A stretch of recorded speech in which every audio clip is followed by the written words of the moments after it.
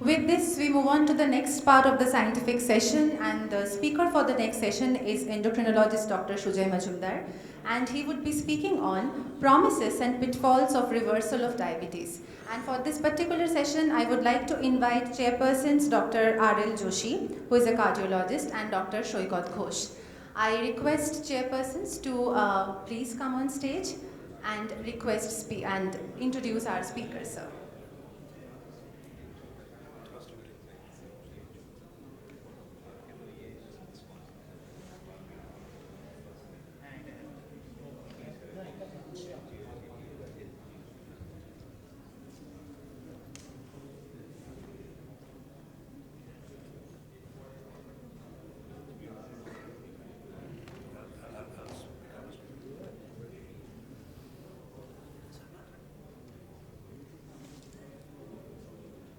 Can we have the speaker slide, please?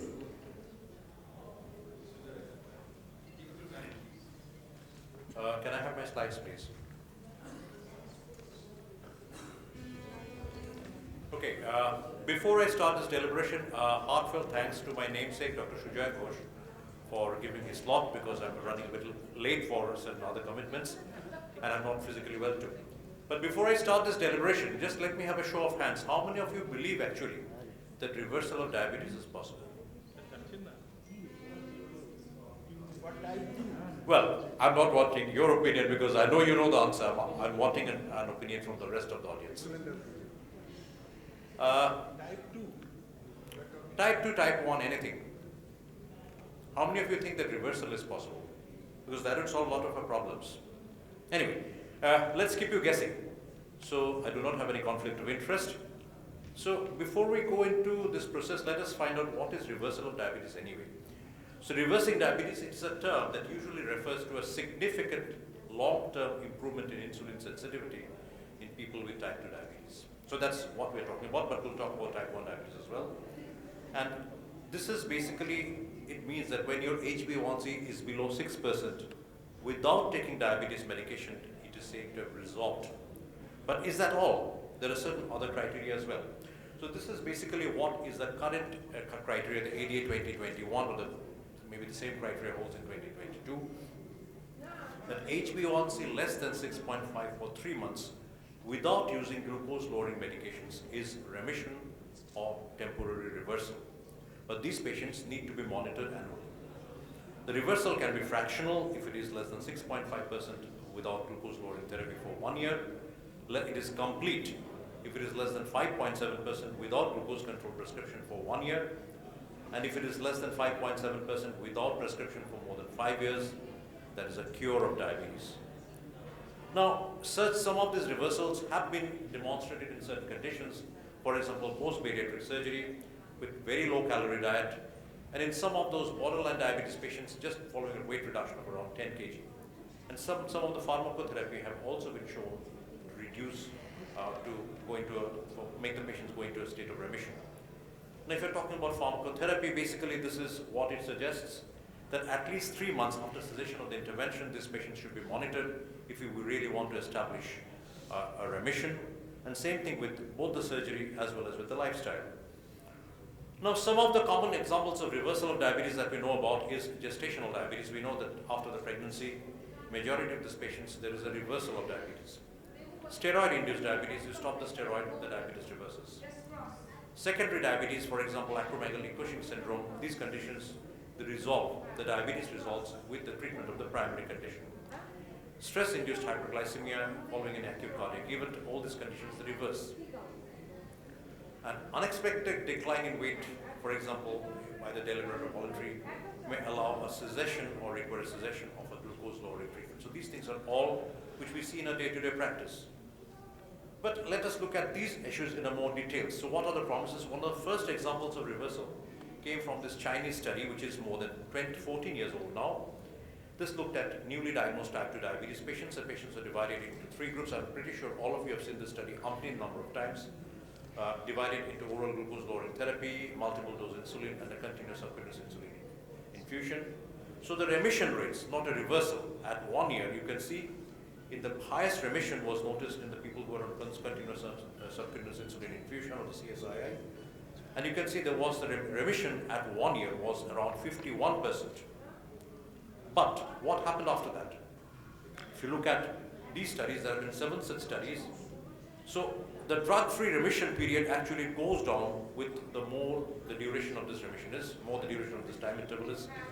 So at 3 months, around 66% remission, around 59% at around 6 months remission, around 47% at around 12 months, around 42% at 24 months.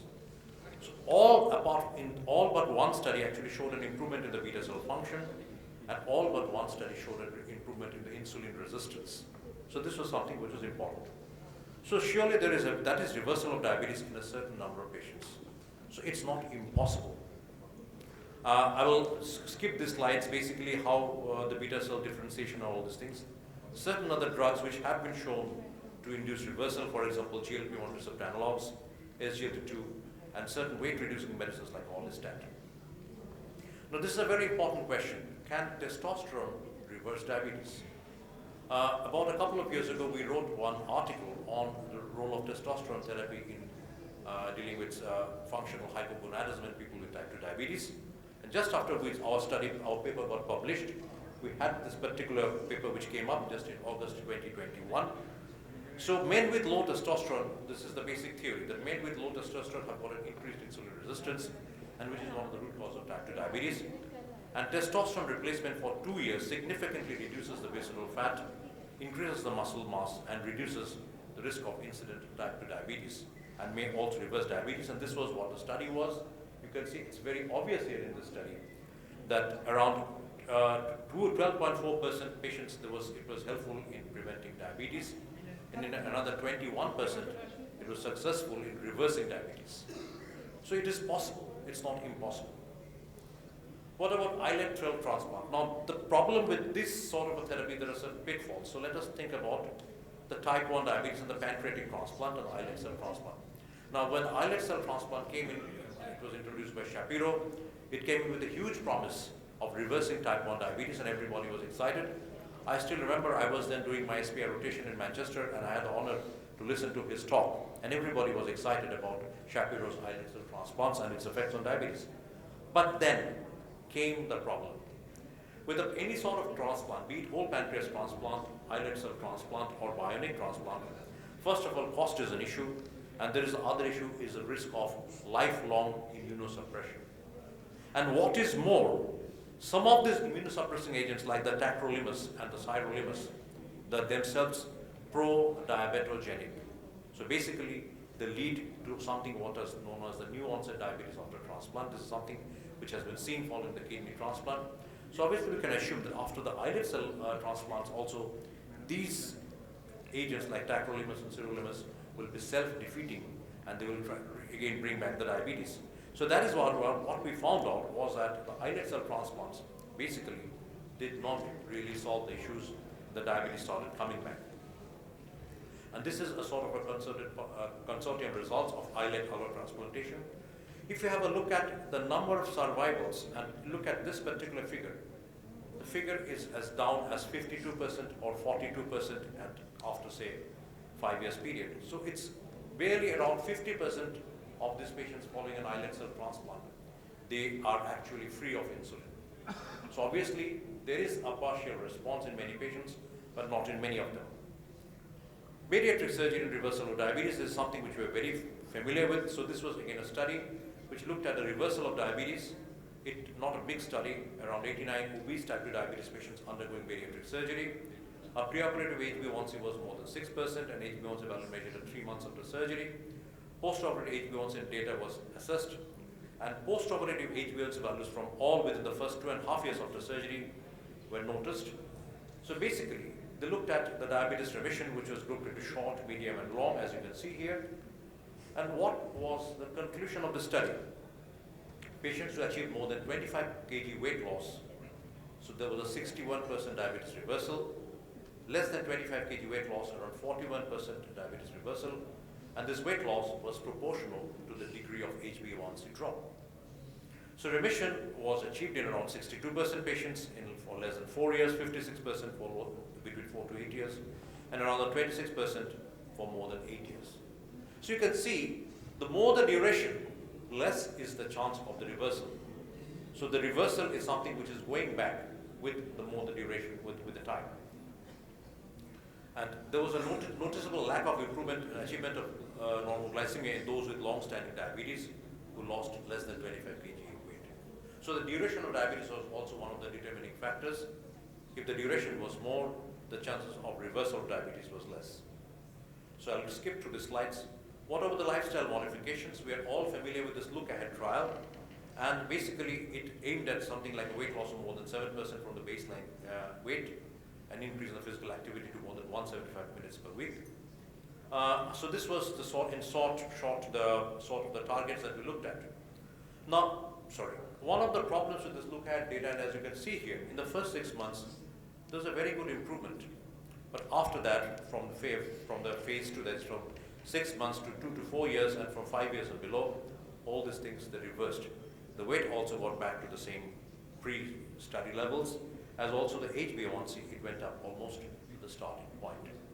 So our dietary restriction with what we found with the look-ahead trial was basically a failure so far as the reversal of diabetes was concerned.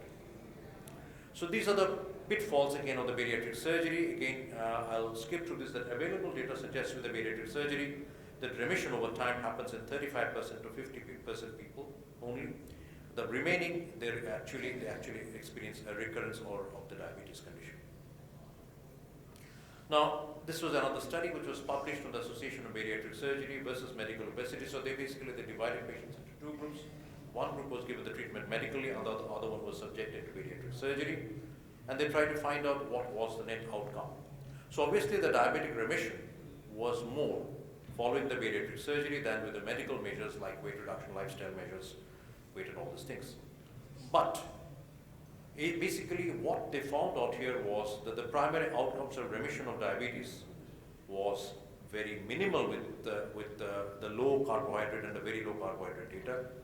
But these studies there was many limitations that included continuing, like whether these studies were done properly, whether the patients did stick onto their diet, whether the VLC diet was properly followed. In fact, to summarize, a very low calorie diet did not bring about any significant reduction of body weight. And if you look at the results, this is exactly what the results was, that if you look at the results, the grade of evidence was low. So when we are talking about remission, by which we define HbA1c less than 6.5 plus no diabetes medications for 12 months, you can see the relative risk reduction was a statistically insignificant 21%. But at the same time, the level of evidence was very low. And what was more important with this weight reduction was there was a significant increased incidence of mortality. So as soon as your body weight was sometimes in the range of your energy from the carbohydrate, as well as it was in the range of 40 to 60, it was okay. On either side of that, there was a U-shaped curve, and as you can see here, if the calorie requirement went down too much, or the calorie requirement went down too much, in both ways there was an increased mortality. So basically the take-home message is that the term used to describe a sustained metabolic improvement of type 2 diabetes to nearly normal levels should be remission of diabetes and not reversal of diabetes. So that is the first take-home message. And remission should be defined as a return of HbA1c to less than 6.5% that occurs spontaneously or following an intervention that persists for at least 3 months in the absence of the usual glucose-lowering pharmacotherapy. HbA1c determined to be an unreliable marker for chronic glycemic control. So a fasting plasma glucose less than 126 or an estimated HbA1c less than 6.5% as calculated from the CGM values can be used as an alternative criteria. Testing of the HbA1c to document a remission should be performed just prior to an intervention and no sooner than 3 months after initiation of intervention in withdrawal of any glucose-lowering pharmacotherapy. So that is also another cut-off criteria. And lastly, testing to determine long-term maintenance of remission should be done at least yearly thereafter if we really want to establish that a reversal of diabetes is taking place. And the reversal, as I just described, HbA1c less than 5.7% for more than 5 years. That is the ultimate definition, which I'm pretty sure many of our patients they cannot achieve. But having said that, in a substantial minority, this reversal may occur. So with that, so it remains a distant goal till date, but we never know how the things are going to evolve in the next few years' time. Thank you very much.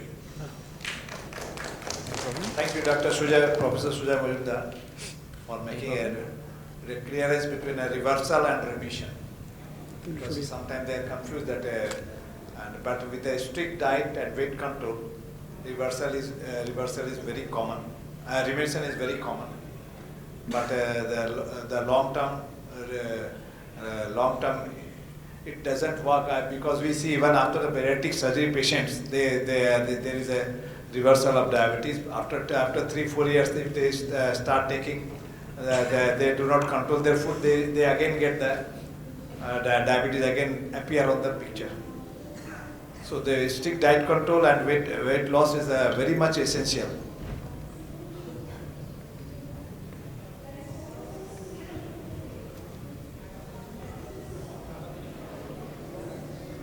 Thank you, Chairperson sir, and thank you, Speaker sir, for this wonderful deliberation. I would just like to take a moment to felicitate you, sir, Dr. Majumdar, on the eve of Mahalaya. Just a small token of appreciation from Howrah Diabetes Study Society.